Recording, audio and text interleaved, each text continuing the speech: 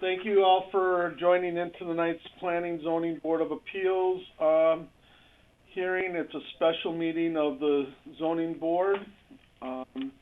Pursuant to the Governor's executive orders, the Governor has made a disaster declaration in response to the COVID-19. In accordance with 5 ILCS 127 (c), the head of the public body has determined that an in-person meeting of all the individual Plan Zoning Board of Appeals members under the Open Meetings Act is not practical or prudent. The Director of the Building Development will attend in person.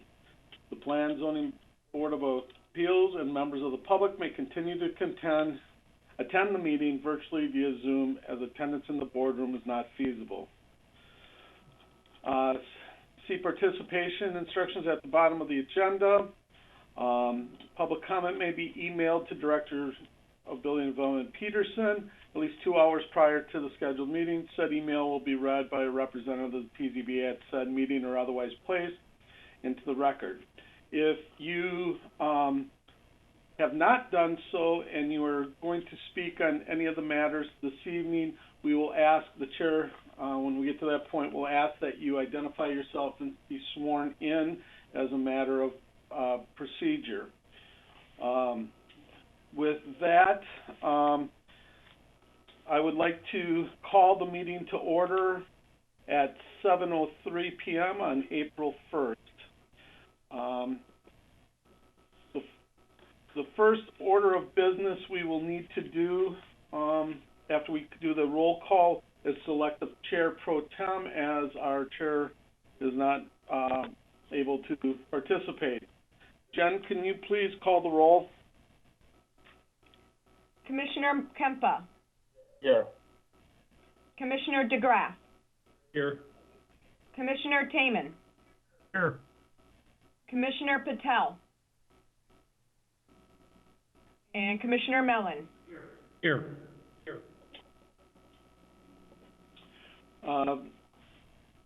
Commissioner Sayward is absent by prior notice.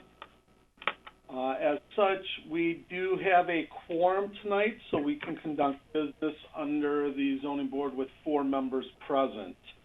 The first order of business, I would entertain a motion from the PZBA for the nomination of a chair pro tem for this evening. I'll make that nomination. Who are you nominating, Scott? Mr. Mellon, please. And this is Okay, Commissioner Taman. I will second that motion. We have a motion. We have a second.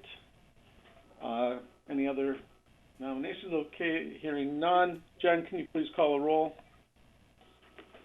Commissioner Kempa. Aye. Commissioner DeGraff. Aye. Commissioner Taman. Aye. And Commissioner Mellon. Aye. Thank you, everybody.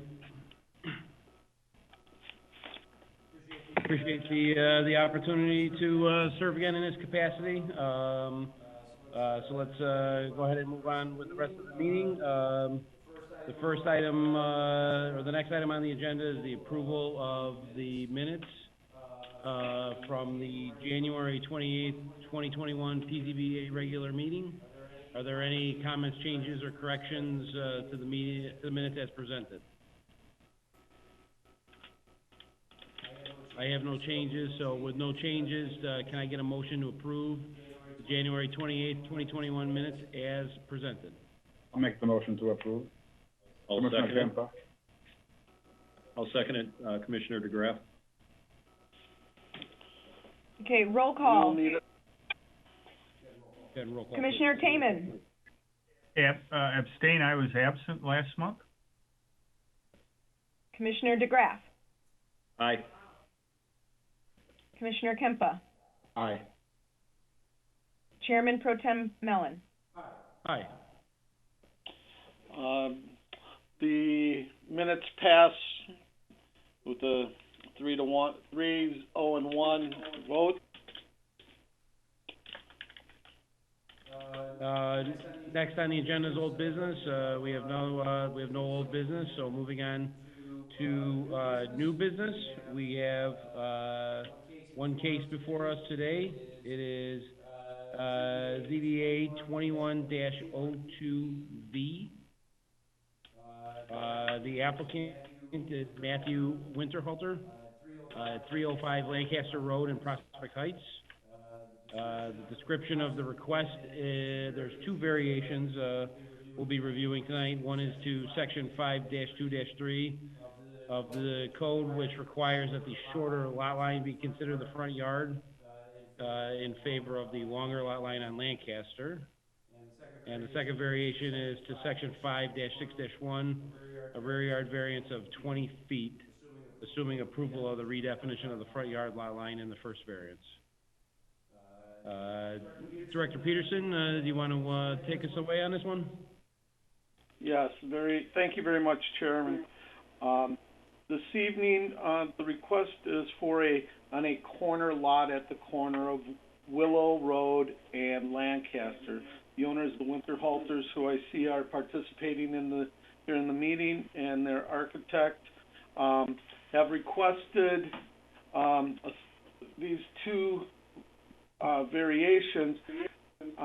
In a practical matter, the house at the 305 Lancaster, the front yard is the Willow Road yard. However, as the property is oriented and the house is built, it functions more as a side yard. Thus the side yard, west side yard on Lancaster actually functions as the front yard. And as such, they're looking for a little relief in that, so that the addition that will be going into the south side is compliant, and a lesser variation on what would be the new rear yard. And with that, I would turn it over to you, Chairman, to swear in anyone that would like to provide testimony to this case. First, I'd like a motion to open the public hearing for ZBA 21-02V. Commissioner Tamman, I approve that. I'll recommend that. I'll second.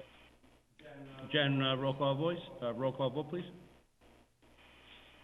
Commissioner Kimpa, Aye.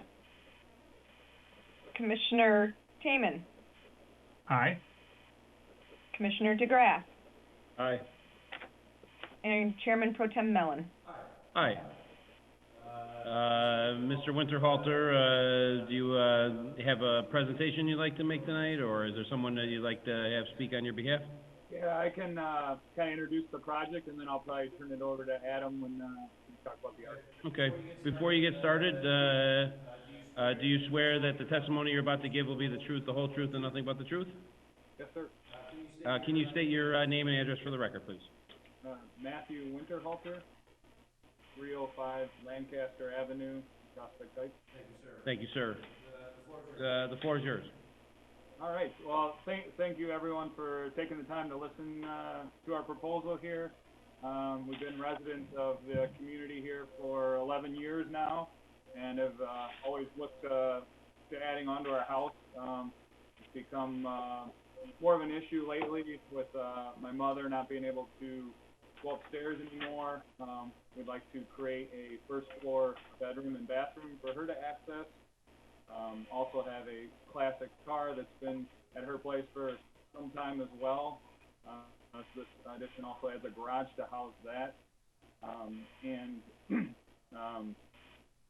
Spent a lot of time looking at this, and just kind of found out that we have a relatively square lot, and that by zoning laws, our front yard is actually on Willow, which was kind of a surprise to us as well, as we went through the process. And working with Adam, and we put together a real nice set of plans here that we can review together. We reached out to 42 plus neighbors, and also brought the plans to our south neighbor at 303 Lancaster, which would be the most impacted by this project, and he was in full support of the project. And I believe we also attached the email correspondence from him, and feels like it'll be an enhancement to the community, and looking forward to that as well. And we took a lot of considerations into effect to blend in the community and the scale. And I can turn it over to Adam now, and he can kind of walk you through some of that process. Thanks. And Mr. Levy, before you get going, can I swear you in, please? Do you swear the testimony you're about to give will be the truth, the whole truth, and nothing but the truth? Yes. Can you provide your name and address for the record, please? Adam Levy, 3 Cedar Court in Ogden Dunes, Indiana. I work in an office in the city of Chicago as an architect. Fantastic. Thank you for being here tonight. The floor is yours. Okay, Jen, can you give me the screen?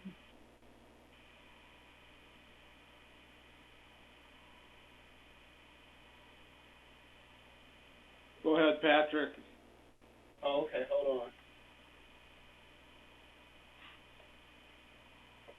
Okay, go ahead.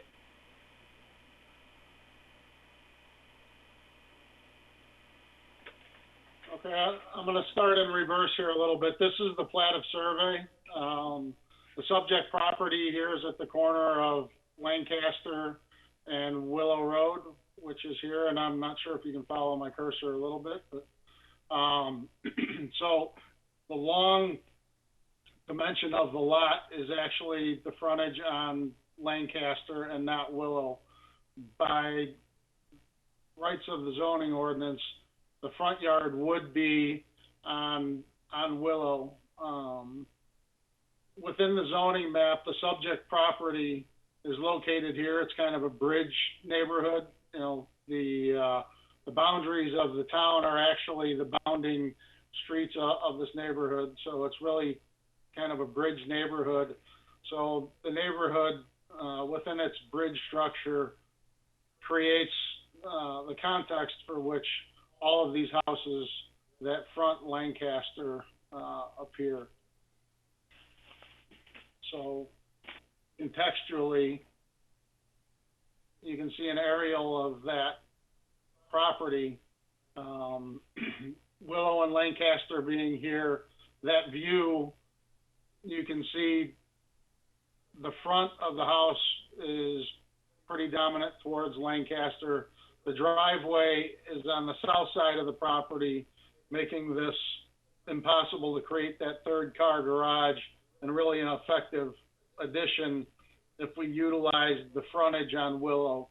And again, the context of this house and the rest of the neighborhood kind of being a linear bar that connects the 2 streets bounding north and south of the subdivision really sets this house up to really want its front door and its front yard to be on Lancaster. So the site plan is dropped into the aerial here. You can see the short dimension, which by zoning rights would make this the front door to their property and this the rear yard. And the house was built to that 50-foot rear yard setback, but it does isolate the house a little bit from the rest of the neighborhood.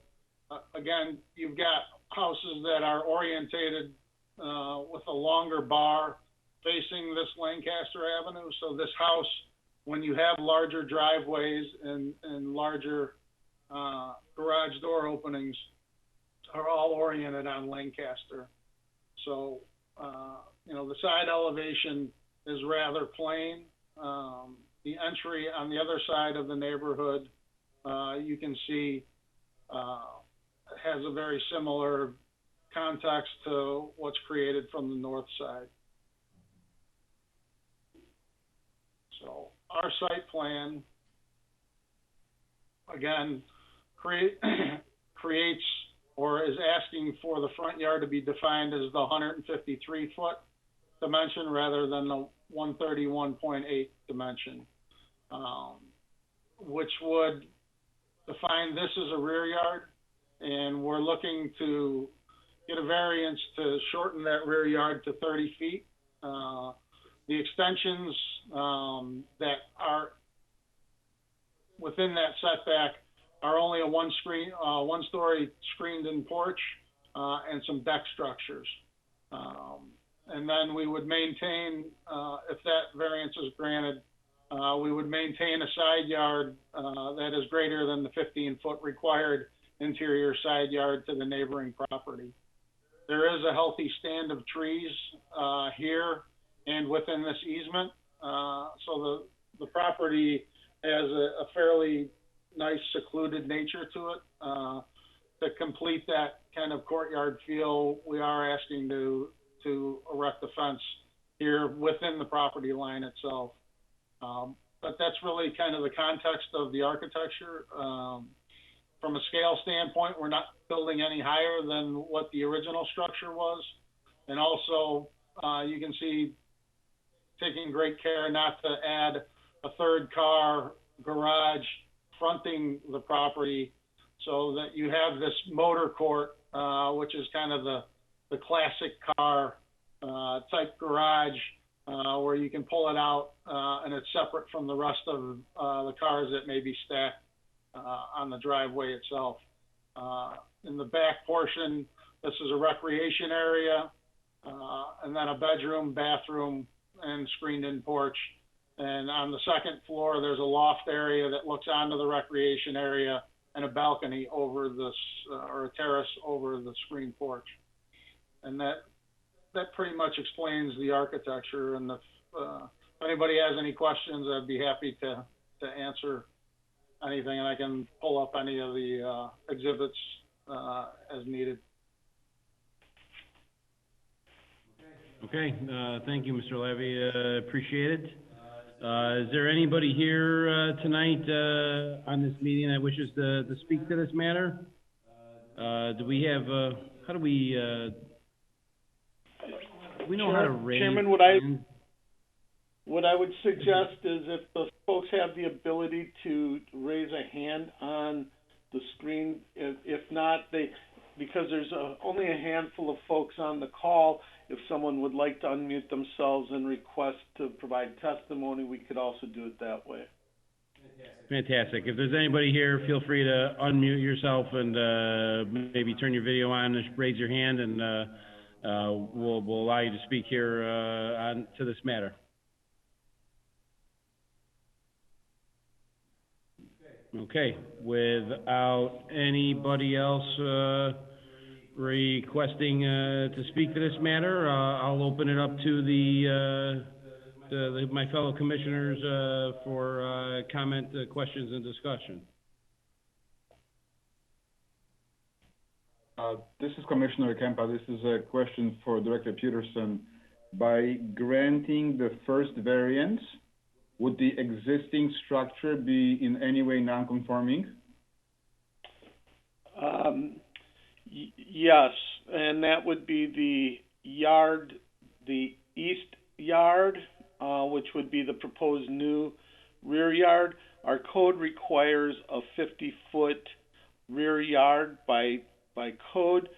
However, as part of this request, even with the non-conforming new rear yard, that variance request is lesser than if the, Mr. Levy, could you please leave your plat up there, or that last image you had?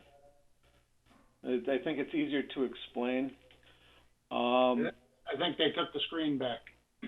Patrick, can you allow him to share his screen again? Yeah, I just did. He should be able to go back. Okay, thank you. All right. Can everybody? Let me reshare. Okay, great.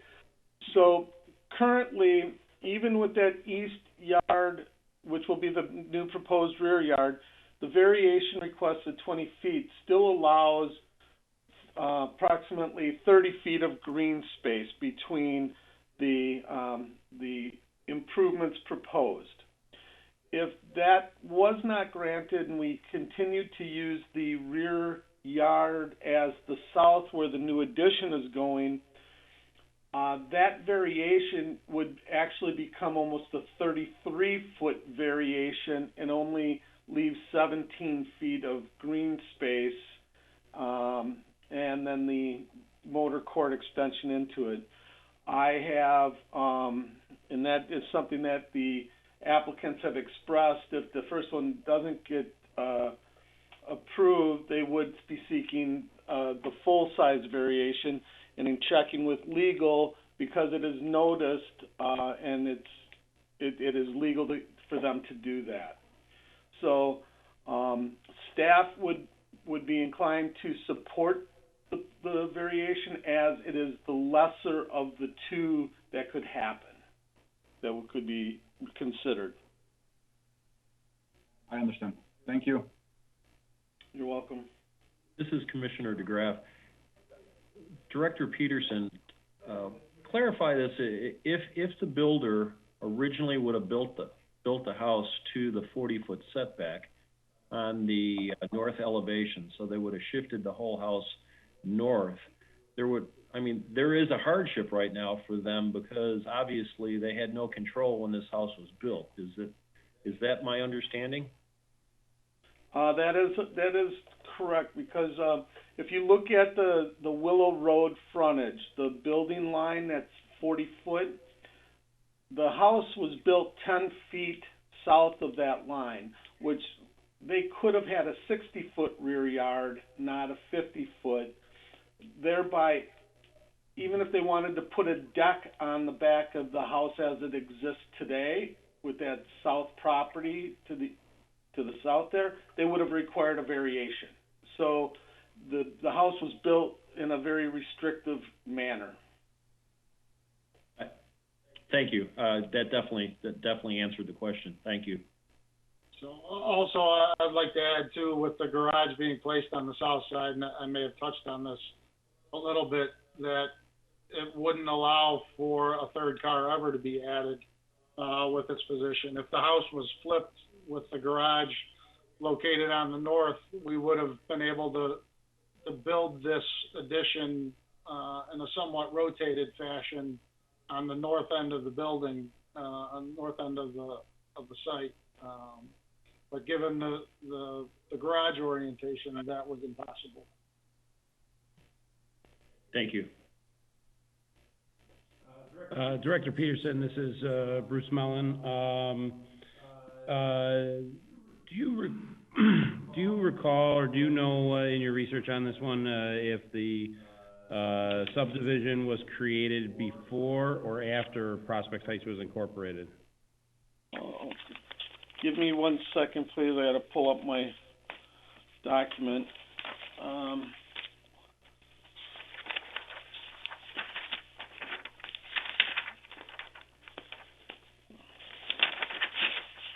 My research showed that this was recorded in, I believe, 1970. Where's it at?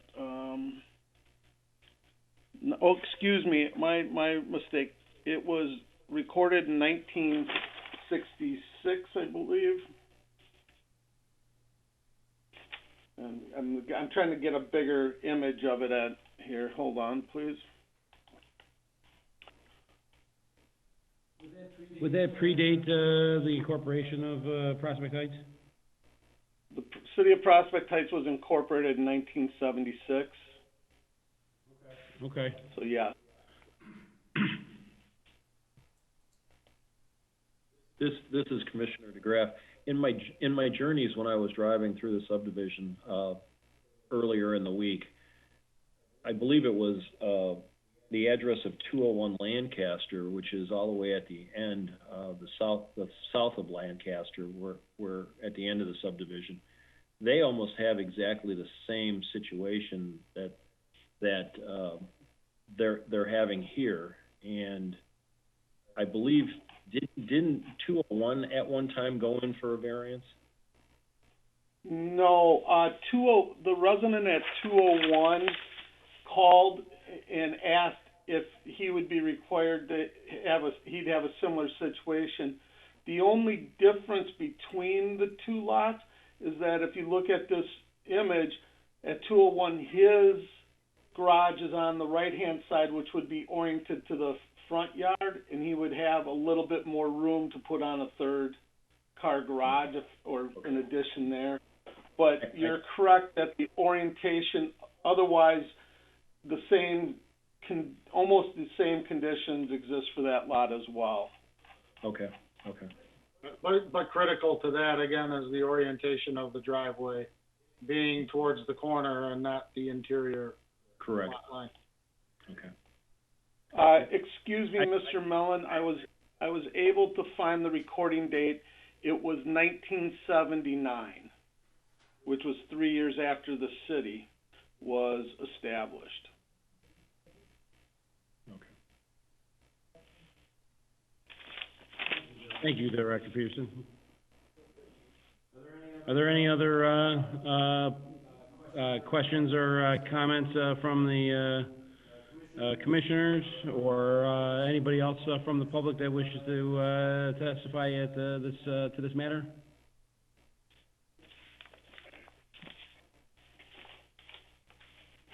If not, can I get a motion from one of the commissioners to close the public hearing to ZBA 21-02Z, or 02V, please?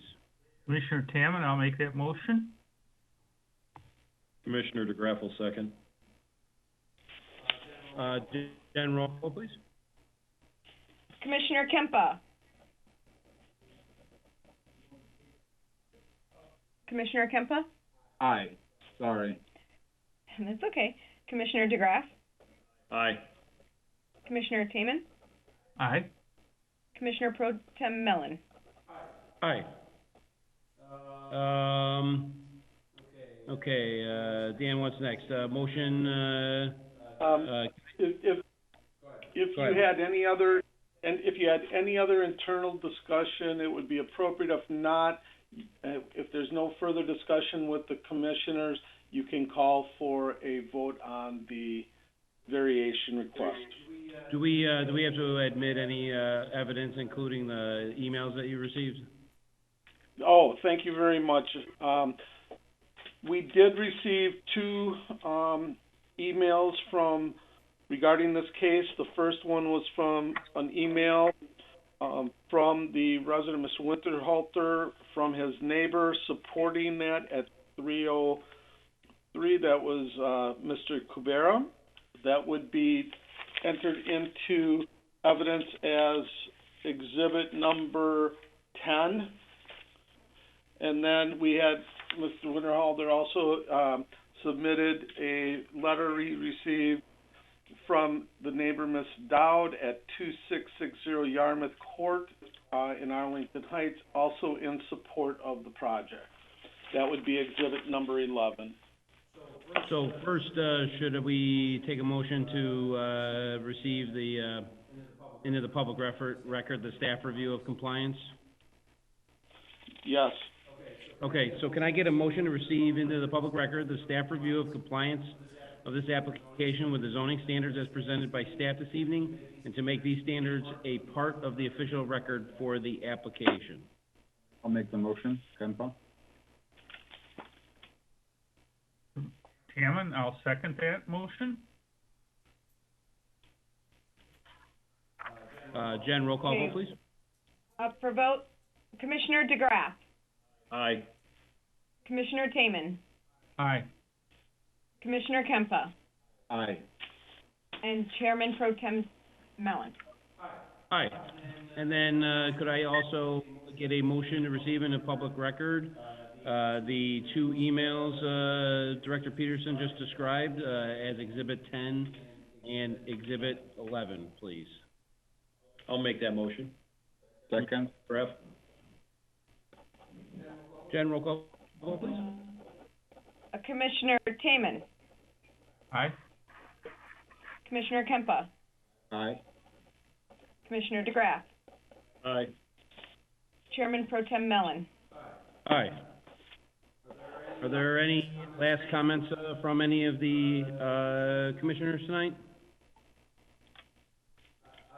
I'll just say that I think this is looks like a very nice project, a very nice addition to our city. Thank you to the Winterhalters for bringing this forward. I did struggle a little bit to try to, just via the code to understand what might be considered a hardship with this. Certainly, Mr. Winterhalter's hardship letter certainly described part of it, but when I looked at this case and trying to understand just the physical characteristics of the lot, our zoning code is really written for a typical 100 by 200 foot lot. When you apply a front and rear setbacks, the side yard setbacks, that allows a typical homeowner in Prospect Heights almost 8,000 square feet of buildable area. On this particular lot, given that it's oriented with the long side on the front lot, on what is practically speaking the front lot, you're left with less than 4,000 square feet of buildable area, and I think that is not what was intended by the zoning. And so, for that reason, I'm going to vote in favor of the variances with just that buildable area as the hardship in my mind. So, unless there's anything else, I'd like to get a motion to. Should I do these motions separately, Dan? Yes, please. Okay, so let me make sure I got my paperwork here. So can I get first a motion to approve the variation to section 5-2-3 regarding the definition of the front lot line, to allow the longer lot line on Lancaster to be considered the front lot line for this property. So this will be request 1, correct? Yes. This will be the A on your agenda. Okay. Under the request. I'll second it. Machi? Do Jen, we did have you get the motion in a second? So is Mr. Taman first and Commissioner Kempa second motion? Well, I made a motion, but I think. Yeah, I second John- that motion. I think John had a question. It was Okay. Scott and Machi. Scott then okay. Commissioner Taman, Aye. Commissioner Kempa, Aye. Commissioner DeGraff, Aye. Chairman Pro Tem Mellon. Aye. With that, request, passing, we can move on to the second one, which would be a variation to section 5-6-1 for an encroachment of 20 feet into the, rear yard, as now defined, off of, Lancaster. Can I, I'll make the motion. to approve that variance? I'll Motion was second made that. by Machi. And I'll second that. Commissioner DeGraff. Okay, Commissioner Kempa, Aye. Commissioner DeGraff, Aye. Commissioner Taman, Aye. Chairman Pro Tem Mellon. Aye. All right, Mr. and Mrs. Winterhalter, thanks for coming out tonight. Good luck on your project, at City Council and beyond. Thank you very much. To that regard, this is on a quick turnaround. It will be up on the April 12th City Council agenda, which is at 6:30. When the agenda is published, I will forward you that with the Zoom login information. And, Matt, if you could give me a call tomorrow, that would be great. Good. Thank you, everyone. Thank you. Good luck. Thank you, Commissioners. Thank you, Mr. Peterson. You're welcome. Okay, no other new business, I'm sorry, there is one other item of new business. Director Peterson, we've got the review of the 2020 or 2021 City of Prospect Heights zoning? It'll be the 2021. Review of the 2021 City of Prospect Heights zoning map. My mistake on that was a typo, because I was looking at the 2020 map when I typed that. Every year by city ordinance and state statute, the city council has to adopt the current year's zoning map. And as such, this year there will be some changes to the map. With our actions related to the 1001 Oak property, changing that from R1 single family that had a school and a park, it will now be changed to R2 general residential with a PUD as part of the action we took related to the Lexington application. So at this point in time, that is the only change to the zoning map that we will be presenting to council on April 12th for approval. I just am showing this to you to explain it to see if I missed anything or if you've looked at the map and you saw something that needs to be addressed. However, we did go through this when we added the Lutheran Church Charities properties about a year and a half ago, or last year. So I think our map is pretty current, and we'll be going forward with that one chain. If there's any comments, I'll be open for them at this time. This is Commissioner Tamman, does the church property on Milwaukee Avenue, has that been is that already in the new map? Yes, it is. That was in the last map. This is Commissioner DeGraff. Director Peterson, as we changed that property on Camp McDonald, the church property, making the side lot a sellable, usable lot, is that also shown on this new map? No, and the reason it is not is it has not been recorded yet, and it has not been totally finalized. I can mark it because it is going forward and it's been approved by both council. That's a good catch, Scott. I'll make sure to have them clean up that lot line. Okay, thank you. Director Peterson, I have no comment on it. Thank you for presenting it. Do you need a recommendation from this body to take it to council? No, not at this time. It just was more of a discussion, just a review and edit before it went to council. Okay. Is there anybody else that wants to comment on that? Otherwise, looks good to me. I do see that we have a member, Miss Jean Satow, with her hand raised, it appears, or no, that's my cursor over her name, my mistake, I'm sorry.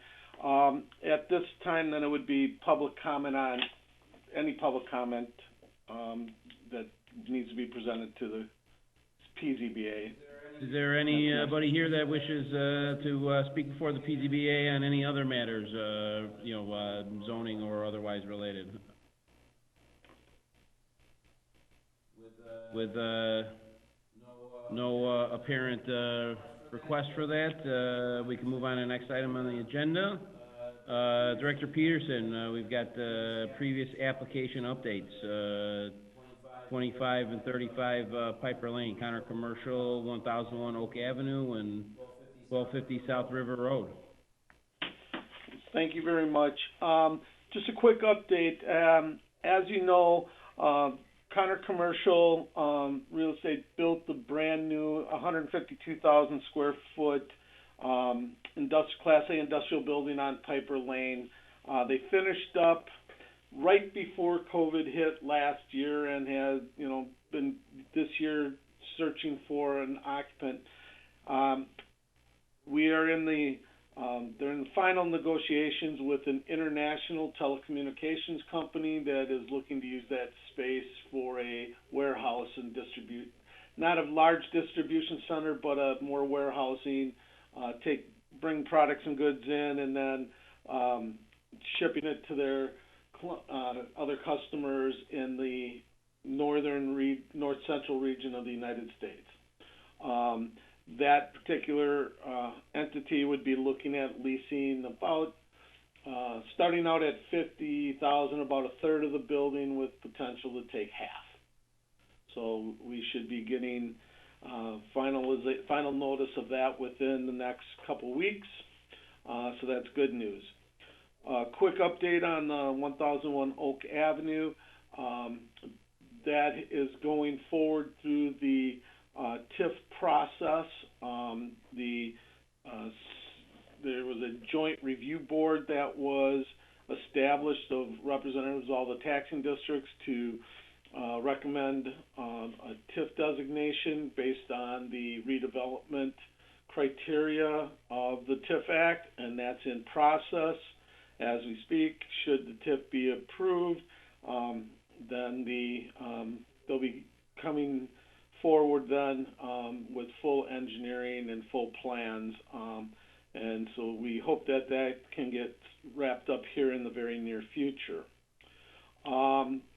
Players Pub and PointsBet Sportbook at River Road had a grand opening just prior to the March Madness, starting the week of March Madness, the tournament. They are doing extremely well, and it's been well received, and you've probably seen TV commercials if you're a Blackhawks or Bulls fan on Chicago Sportsnet, as PointsBet Sportsbook is in partnership with NBC to provide the odds that you see during those games. So it has been very well received from what we've been told, and we're hoping that it continues to flourish for the city. That's all on previous applications. Thank you, Director Peterson. The last item on the agenda is communications. It looks like you've got a note here about the Cook County Statement of Economic Interest is due May 1. That is correct. It's that time of year, and the county is not, they're going to expect you to have it all done, and they have fined folks in other municipalities for failure to do that. So please get that done. If you have any questions, you either can contact myself or Karen Schulteis, the deputy clerk, and she can help. Director Peterson, does the city get notice from the county when those are completed? Because I completed mine, but I'm getting notices that it's not done. I'm going to go back on and check it out, but I'm just curious if you get notice when we're done. I will ask Karen next week when she's back in the office. I'm not that in depth with that program, so I will ask her. This is an annual reporting system, so if you've done it once previously, you still have to do it again for this current year. So I'll check and get back to the commission on that, Bruce. Yep. All right. Thank you, Director Peterson. Without any further business, can I get a motion to adjourn? I'm sorry. One last thing. We do not, or we have an application for April, so we will be having a meeting on April 22nd. So just if you can please mark your calendars, I greatly appreciate it. Okay. Sorry to step on you there, Director Peterson. Without any further business, can I get a motion to adjourn the April 1st, 2021 Planning and Zoning Board of Appeals meeting? I'll make that motion. Can I get a second? A second. Sorry, I was on mute again. Jen, roll call vote. Commissioner Taman. Aye. Commissioner DeGraff. Aye. Commissioner Kempa, Aye. Commissioner Pro Tem Mellon, Aye.